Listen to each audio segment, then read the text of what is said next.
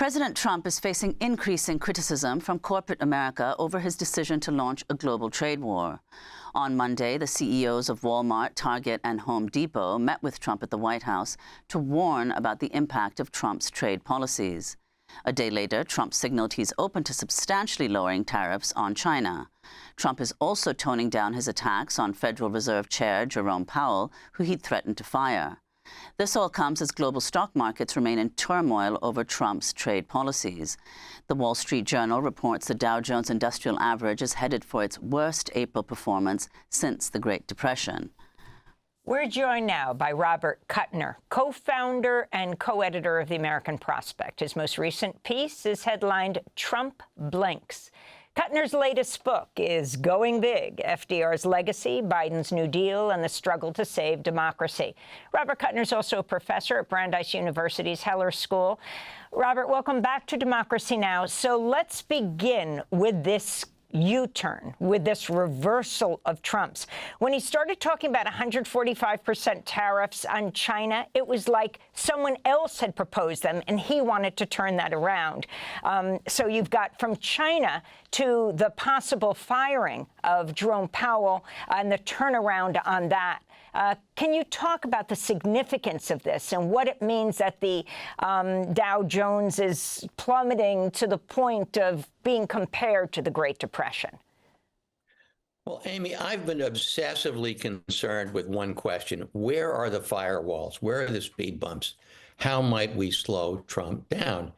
And there are maybe 3 or 4 ways that we can do this. One is by activism. One is by the Supreme Court, remembering that its job is to protect the rule of law, and that seems to be happening. And one is financial markets. Now, as someone who spent my entire career criticizing the power of Wall Street, it doesn't give me great pleasure that financial markets can be a source of restraint on Trump. On the other hand, in World War II, you know, we had an alliance with Stalin to beat Hitler. So you take the allies you can take. And what's happened in the past few days, and Scott Bessent, the Treasury Secretary, is the interesting figure here. Markets crashed, first of all, when Trump declared Liberation Day and tried to impose tariffs on the whole world. They crashed again when he made noises about firing Jerome Powell. They crashed again when he did this lunacy with China.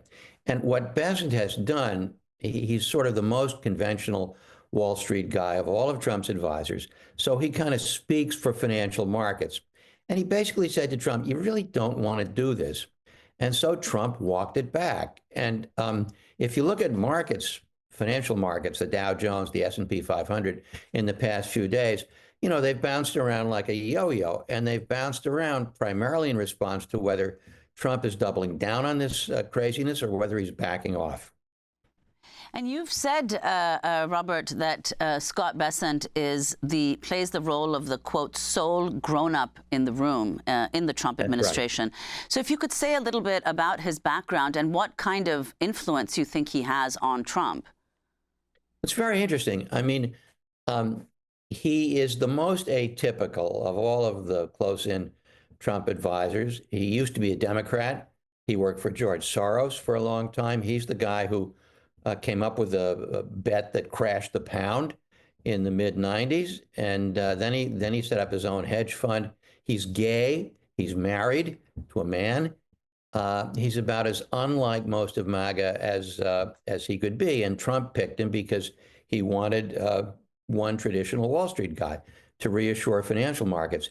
And Bessent has not been shy about using this influence to kind of talk Trump off the ledge and get him to back off some of the crazier stuff. Now, we'll see whether Bessent's days are numbered, right? Because Trump is paranoid about loyalty. He's petulant. He could turn on Bessent. But I think for the moment, he's following Bessent's advice. Now, here's the complication. It's sort of easy to say, OK, I'm not going to fire Jerome Powell. It's much harder to do a deal with China. China plays a long game much better than we do. As I wrote, China's time horizon is measured in centuries, if not millennia. And Trump's attention span is measured in hours, if not days. And you don't just do a deal with China. China has an entire economic system. based on mercantilism, so-called industrial policy, using state subsidies to build the world's second most powerful economy, soon to be the world's most powerful economy. You don't just have a staged meeting with Xi Jinping and say, okay, we'll cut the tariffs and you change your whole economic and political system. That's not how it works.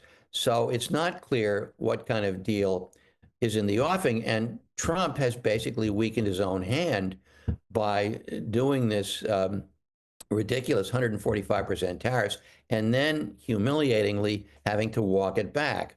So Xi's hand is stronger than it was before Trump did this. And if you could explain, actually, what do you think happened? Because, I mean, just to clarify, the tariffs that Trump had imposed on China were at 145%. China retaliated by imposing 125% on American goods to China. Then he says earlier this week to reporters in the Oval Office that tariffs on China will, quote, come down substantially, saying, he said, we're going to be very nice and they're going to be very nice and we'll see what happens. And then China today came out and said, actually, there are no negotiations going on between the U.S. and China on that, and much less has there been any agreement. Well, exactly. So a lot of what Trump is saying is in the realm of wishful thinking. And the reason he backed off is that so many American consumer goods, American producer goods like auto parts, are intimately bound up with sources of supply that come from China. Now, think about what 145% tariffs mean. That means that if something costs $100, it suddenly costs $100 plus 145% of $100. So it now costs $245.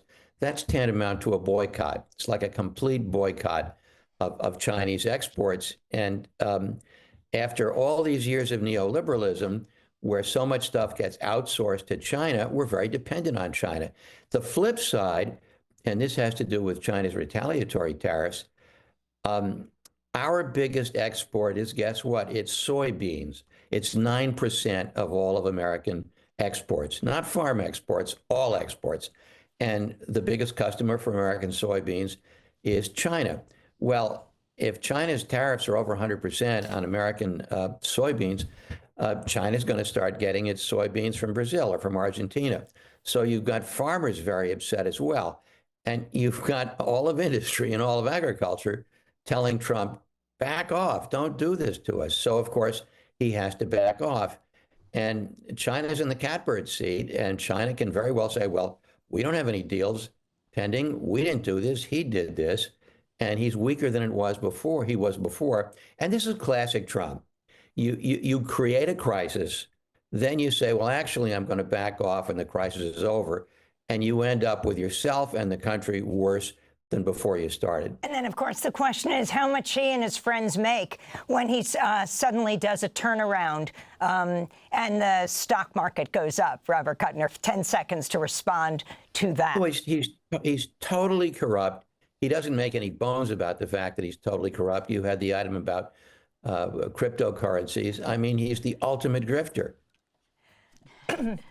As in Grifter, not to be confused with Drifter. Robert Kuttner, co-founder and co-editor of The American Prospect. We're going to link to your piece, Trump Blinks,